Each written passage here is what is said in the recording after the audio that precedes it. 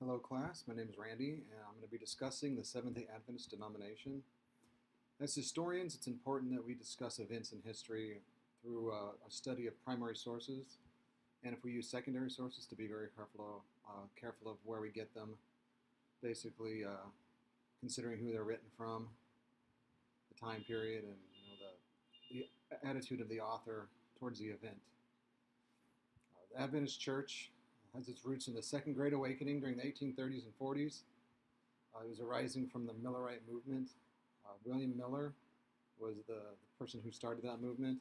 He began researching on the advent of Christ, and he believed it would occur in 1844 on October 22nd.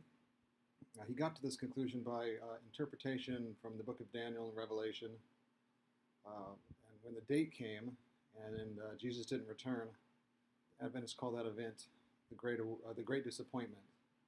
Now, when this happened, some of the followers were disillusioned and they split off. Some of the other ones, however, they stuck around and they created a new denomination called Seventh-day Adventists.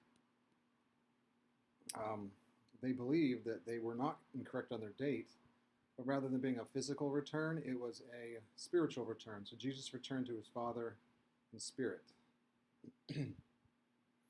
Some of the things about Adventists that's interesting to note is that they are advocates of a healthy diet. One of the founders, Ellen White, she's probably written about 20 books or so on healthy living, clean living, attitude, thrift, hard work. Many Adventists now are vegetarians today. They actually have created several different companies that sell vegetarian meat options for those who enjoy something that tastes like meat but they want to remain vegetarian. They have clinics and hospitals all throughout the world, and in those hospitals and clinics they provide services that focus on healthy living and vegetarianism, things like that.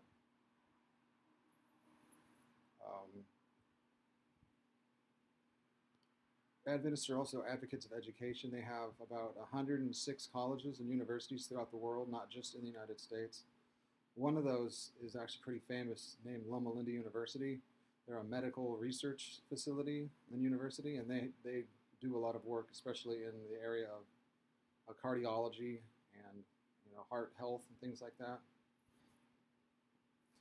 Another thing about Adventists, it's not specifically unique. I mean, it exists other places, but they are Sabbath keepers on Saturday as opposed to Sunday for many of the other denominations. They believe that the seventh day of the week is the true Sabbath, and it starts on Friday night and ends on Saturday night. And for a lot of Adventists, the Sabbath is a very serious day. There's no work, there's no buying and selling. It's a day that's dedicated only to God. Throughout the history of the church, they've been very big advocates of social justice. Ellen White, again, one of the founders, spoke on the matter about making sure that we treat people fairly and equally, and she fought for social justice, her and the other founders. Even today, the denomination stretches throughout the world, so there's all kinds of people that go. They're not biased on individuals that they use in the church.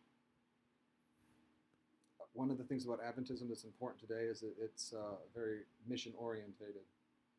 They have missionaries everywhere, all over the world, starting churches in pretty much every country that lets them in. A lot of their stuff goes to countries where there's not a lot of Christianity present, or the people have had no opportunity to learn about Christianity. So as far as what their part in the grand scheme of things, as far as religion goes, they have done a lot to bring the news of Jesus to those who've never had the opportunity before. They've established thousands of churches. Some of them only have a few members, some of them have thousands of members, but that's a big thing for Adventists is bringing their missionaries everywhere. So even though people might consider some of their beliefs strange, what they've done for evangelism is pretty big in the scheme of things.